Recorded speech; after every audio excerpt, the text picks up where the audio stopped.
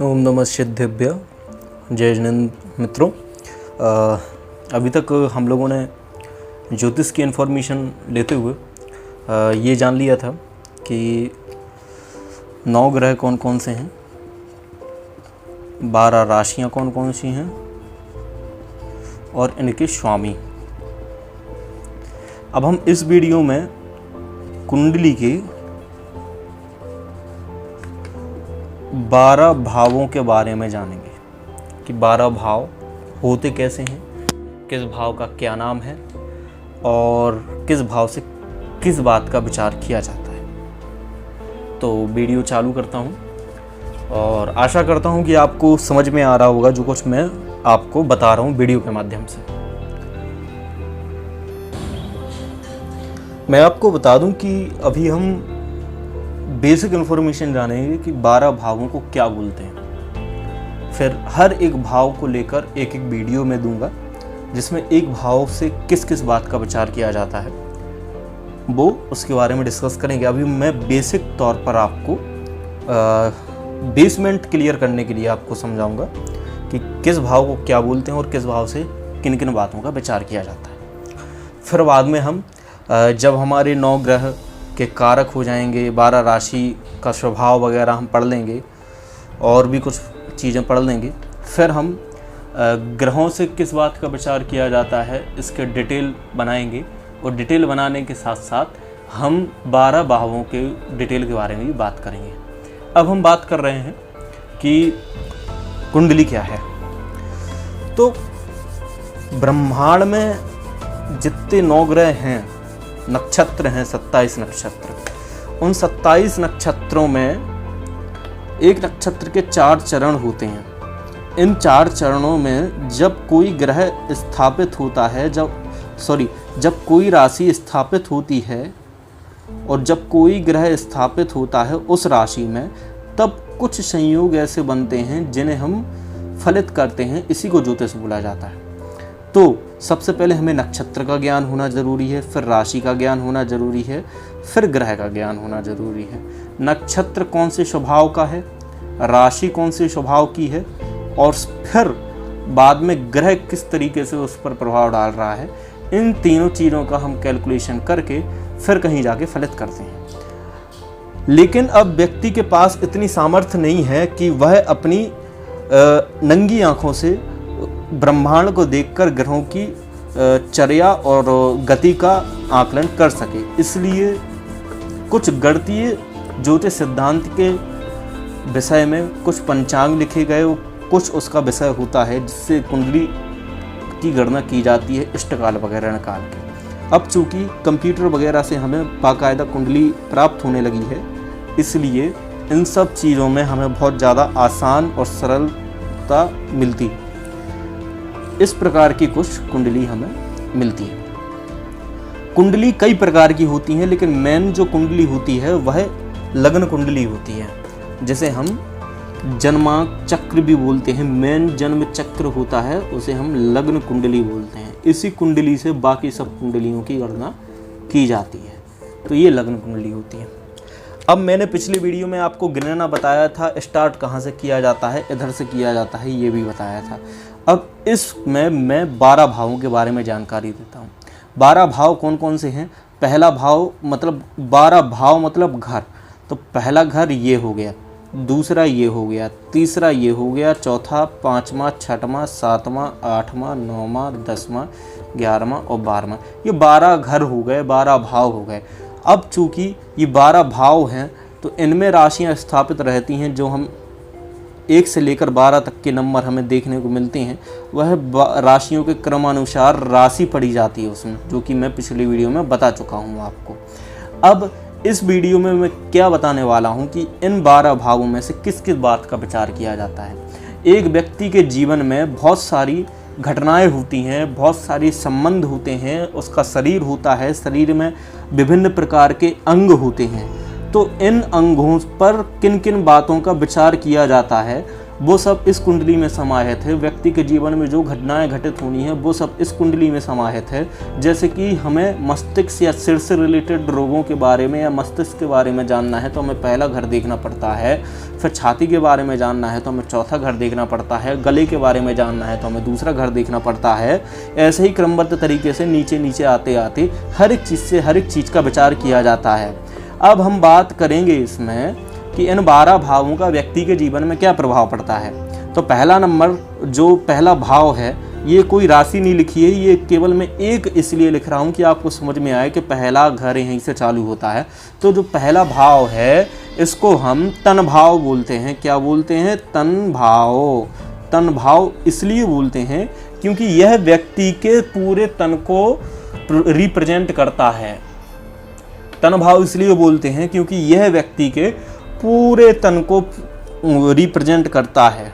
तो अब हम बात करते हैं कि पहले भाव, ये पहला भाव, इसको हम तन भाव, अभी मैं नाम बता रहा हूँ, इसका विश्लेषण मैं बाद में करूँगा, इसी वीडियो में थोड़ा सा बताऊँगा, फिर अलग अलग वीडियो बनाऊँगा। तो पहले भाव को बोल दिया तन भाव, क्योंकि व्यक्ति का जब शरीर होगा तभी उसके जीवन में घटनाएं घटित होती हैं, इसलिए इसको तन भाव बोल दिया, तन भाव बोलते हैं। अब व्यक्ति के जीवन में सबसे ज़्यादा महत्वपूर्ण है, तन के बाद परिश्रम करके जब वो धन कमाता है तो धन की बहुत ज़्यादा महत्वता है। कुटुंब, ऐसे कुटुंब जो परिवार होता है वो कुटुंब भी दूसरे भाव घर से देखा जाए तो इसे कुटुंब भाव भी बोलते हैं और धन भाव भी, चूँकि धन की ज़्यादा आवश्यकता होती है इसलिए धन भाव पढ़ा जाता है।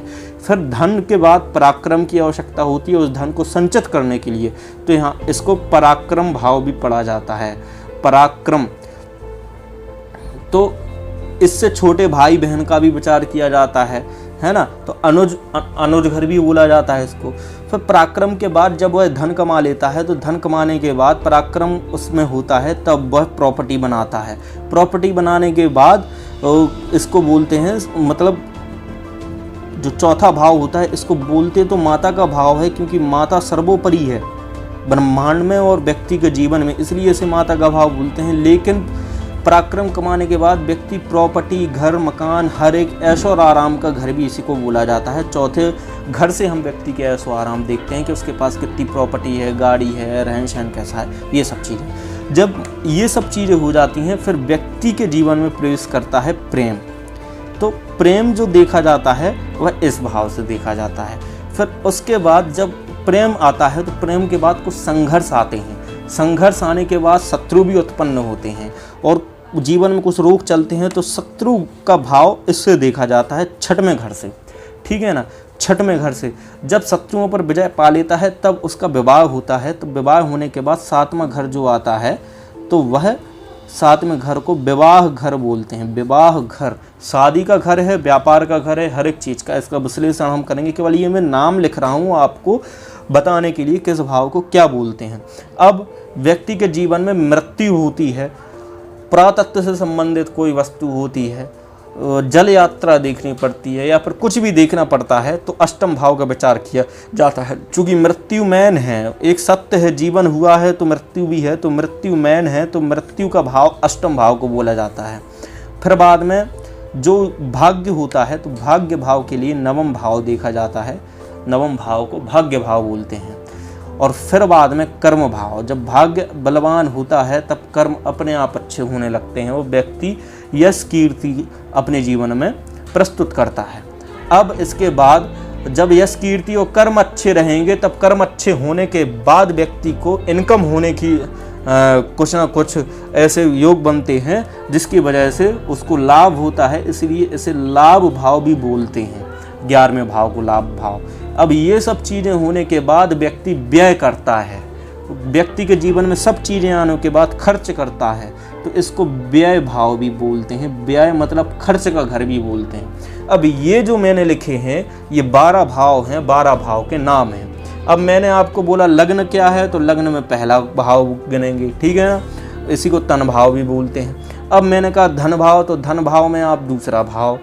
अब मैं कहूँगा पराक्रम भाव तो तीसरा भाव। अब मैं कहूँगा माता का भाव, तो माता के भाव में चौथा भाव आपको समझना चाहिए। अब मैं कहूँगा पाँचवा भाव प्रेम का भाव है तो आपको पाँचवा भाव समझना। जब मैं बोलूँगा प्रेम भाव तो आपको पाँचवा भाव पे दृष्टि डालनी। जब मैं बोलूँगा शत्रु का भाव रोग ऋण दुर्घटना का भाव, तो आपको छठवें भाव पर डालना होगा कि छठवें भाव की बात हो रही है। जब मैं बोलूँगा विवाह भाव तो सब अपने आप सप्तम भाव पर आना है, क्योंकि ये व्यक्ति का तन है और तन से एंटी पार्टी आपका जीवन साथी है, मतलब जस्ट 7वां घर ये हो गया विवाह भाव। अब मैं बोलूँगा मृत्यु तो जस्ट आपका 8वां घर होना चाहिए। अब मैं बोलूँगा भाग्य तो जस्ट आपको 9वें घर पर दृष्टि डालना चाहिए। कर्म भाव को 10वां भाव कहेंगे और इसको हम 11वें भाव को लाभ भाव कहेंगे और 12वें भाव को व्यय भाव कहेंगे। तो ये हमने आज जो पढ़ा है, इसको हमने पढ़ा है कि इन 12 भावों को किन किन नामों से जाना जाता है। अब इसको हम अगर देखें तो प्रथम भाव बोलते हैं, द्वितीय तृतीय भाव इसको बोलते हैं, चतुर्थ भाव चौथे को बोलते हैं, पंचम भाव 5वें को बोलते हैं, छठ भाव 6वें भाव को बोलते हैं, सप्तम भाव विवाह भाव मतलब 7वें भाव को बोलते हैं, अष्टम भाव मतलब मृत्यु भाव को बोलते हैं 8वें भाव को, और जो नवम भाव है वह 9वें भाव को बोलते हैं। तो कर्म भाव है वह 10वें भाव को बोलते हैं। जो लाभ भाव है तो वह एकादश भाव बोलते हैं इसको। फिर बाद में द्वादश भाव मतलब 12वां भाव, इसको संस्कृत में इस प्रकार से बोलते हैं। तो ये आपको समझ में आना चाहिए। अगर आपको संस्कृत याद नहीं हो रही है तो बिल्कुल मत कीजिए, आप केवल हिंदी में नाम याद कर लीजिए। लेकिन संस्कृत से अगर आप याद करेंगे तो कभी कोई टॉपिक समझाता हूँ और उसमें संस्कृत का उपयोग भी हो रहा है तो आपको वो याद होगा तो बहुत अच्छे से समझ में आ जाएगा।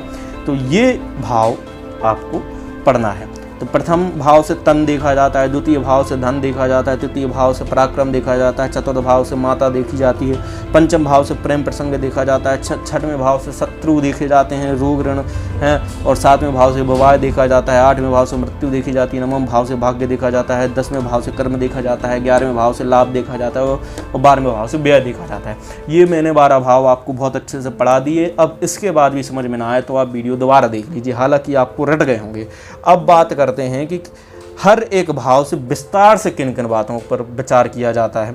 तो इस वीडियो के बाद मैं इसी टॉपिक को पूरा निपटा दूंगा, क्योंकि ये टॉपिक आपको पढ़ना बहुत ज़्यादा महत्वपूर्ण है। जब तक आपको इन सब चीज़ों के बारे में जानकारी नहीं रहेगी तब तक हमारे जीवन में और मेरे ख्याल से आपको आगे कुछ समझ में नहीं आएगा। क्योंकि अभी मैं उच्च नीच का इसी कुंडली के अकॉर्डिंग समझाऊंगा, स्वराशि और हर एक चीज़ इसी कुंडली के अकॉर्डिंग समझाऊंगा। जब तक आपको 12 भाव नहीं पता होंगे तब तक आप कुछ नहीं जान पाएंगे। इसलिए ये 12 भाव के आज मैंने वीडियो में कवर किया है। तो अगली वीडियो में मैं किन भावों से किस बात का विचार किया जाता है वो मैं बहुत ही जल्द बनाकर डालूंगा। आशा करता हूं कि आपको ये वीडियो समझ में आ रही होगी। अब मैंने इस वीडियो में इतना से इसलिए कवर किया है कि ज्योतिष अगर आप थोड़ा थोड़ा करके सीखेंगे तो आपको समझ में आएगा। अगर इकट्ठा सीखने की कोशिश करेंगे तो आपको कठिन लगेगा, कठिन के साथ साथ आप सीख भी नहीं पाएंगे। तो आशा करता हूँ आपको सब कुछ समझ में आया होगा। अब मिलते हैं अगली नेक्स्ट वीडियो में इन सब भावों को विस्तार से बात करते हुए। फिर बाद में हम स्वराशि के ग्रह पढ़ेंगे, फिर उच्च के ग्रह पढ़ेंगे, फिर किस ग्रह से किस बात का विचार किया जाता है, और इन सब चीज़ों का विचार करते करते हम बहुत आगे निकल जाएंगे, आपको खुद पता नहीं चलेगा। आशा करता हूँ आपको समझ में आया होगा। मिलते हैं नेक्स्ट वीडियो में। जय जिनेंद्र, नमस्ते, जय श्री राम। मिलते हैं अगली वीडियो में।